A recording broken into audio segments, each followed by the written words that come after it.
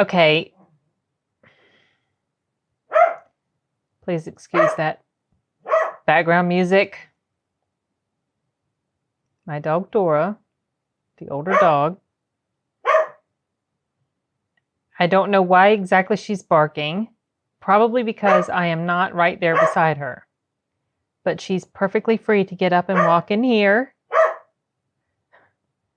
However, she's kind of old, so it's hard for her to get up. So maybe I should go help her. I'll be right back. Okay, I'm back. I helped her get up, brought her in here. She's laying on the floor, or proper grammar, she's lying on the floor. So hopefully she won't yell at me while I'm doing this. Oh no, there she goes. She's getting up. Hold on a minute. I think she's coming over here to lie beside me. What's going on, girl? Okay. Sorry, it shook my camera because she laid when she did that, she hit the cords attached to my desk and everything, knocked the camera. Anyway, whatever. This next guy that I'm going to react to, do a commentary on, he has been recommended a time or two, and I am very, very slightly familiar with his comedy. I believe, okay, his name is Mitch Hedberg, if I'm saying that right. I'm not sure. It might be Hedgeberg. I don't know. I think I saw a little comedy bit of his several years ago. If I remember correctly, he's the one that was talking about why he doesn't like turtleneck sweaters because they feel like a midget is strangling him, or sitting on his shoulder strangling him, or on his back strangling him, or something like that. And it was kind of funny. And I always thought of that when I see him or hear his name. And if I understand correctly, he has passed away. I cannot remember if I think it might have been suicide, but I might be mistaken. But somehow I think that's accurate. Anyway, I haven't done any videos of his comedy on my channel yet, but the main reason I decided to do this one is because of my brother Matt. If any of you guys saw the interview I did with him a few months back, he talked about his belief in the existence of Bigfoot, and he loves Sasquatch Chronicles. Now she's gone into the other room and she's yelling at me. I don't know if I can do this tonight, y'all. Anyway, he was talking about Sasquatch Chronicles, and we had a discussion about all that on the interview that I did with him. Oh my gosh, Dora.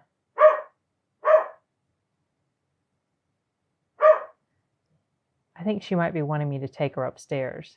That might be what's up with her. I don't know. So I don't know if I can do this tonight.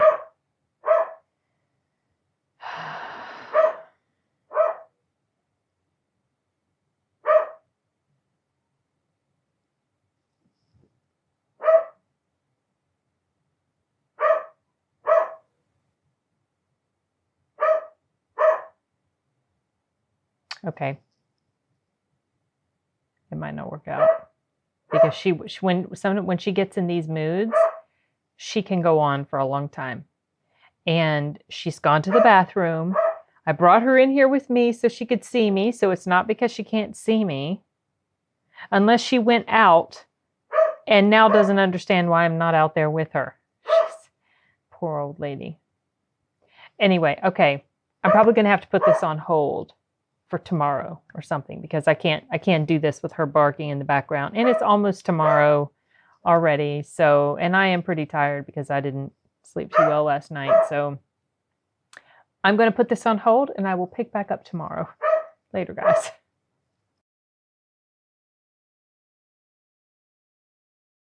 Okay. I'm trying again to pick up with a reaction and commentary to this bit that I started yesterday or the day before. It might have been the day before, and my dog started barking. And you know what's funny? So I was getting ready to record again, and she starts up again, I swear. She's okay right now. She's come in the room. She's laying down over there.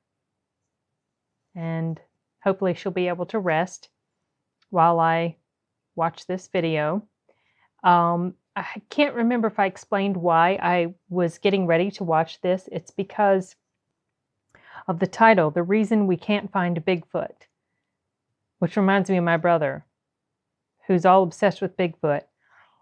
Excuse me, you guys.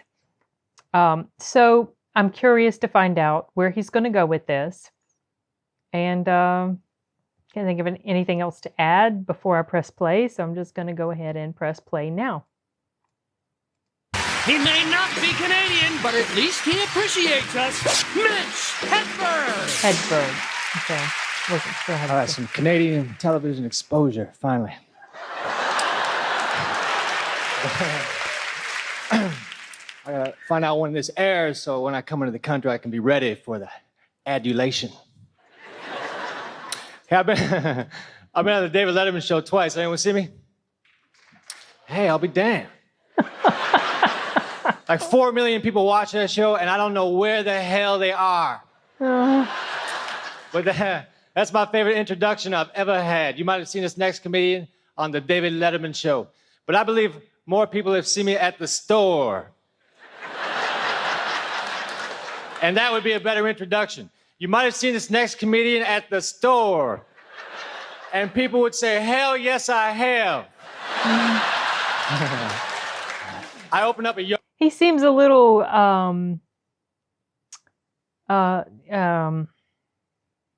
self-conscious.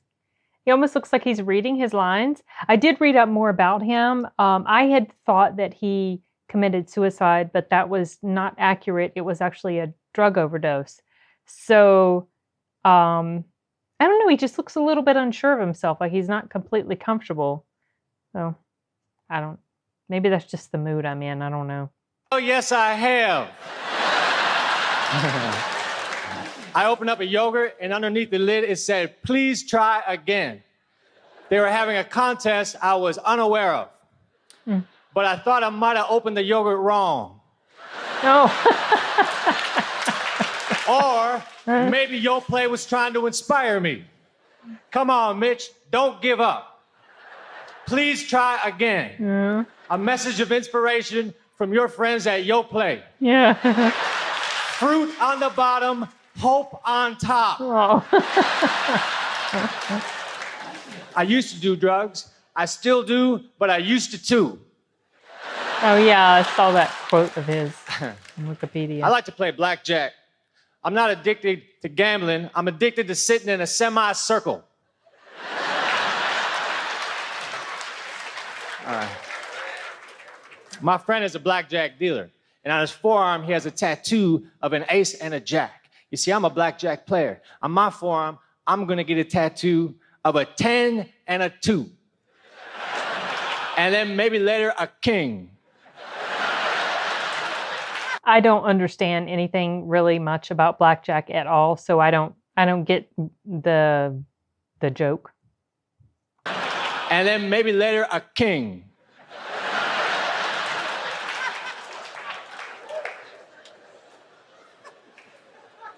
I think Bigfoot is blurry. That's the problem. That was such a... It's not the photographer's fault. That was just such a... Bigfoot is blurry. And that's extra scary to me because there's a large, out-of-focus monster roaming the countryside. One time a guy handed me a picture of me. He said, here's a picture of me when I was younger. Every picture is of you when you were younger. Right. Ain't that about time someone said that? Right. Of course. It's true. I think Pringle's initial intention was to make tennis balls. But on the day that the rubber was supposed to show up, a big truckload of potatoes arrived. And Pringles said, what the hell? Cut them up.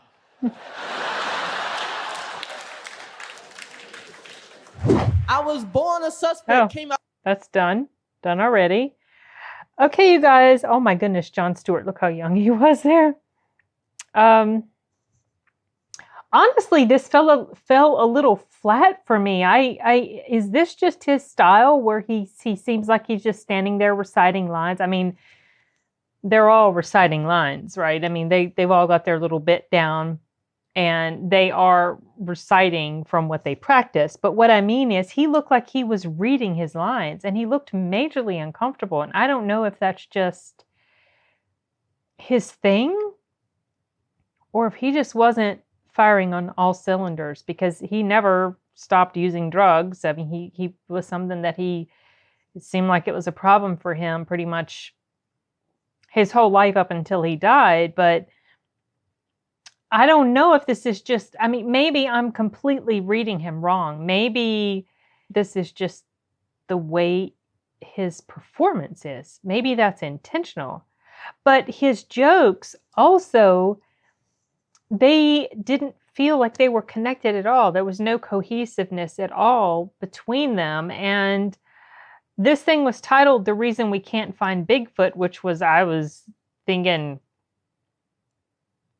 that was what the whole thing was going to be about, and it wasn't. He just maybe said 2 or 3 sentences about it, and that was it. But then again, he only said about 2 or 3 sentences for the other stuff too, if that. So maybe this just wasn't the best one to watch first.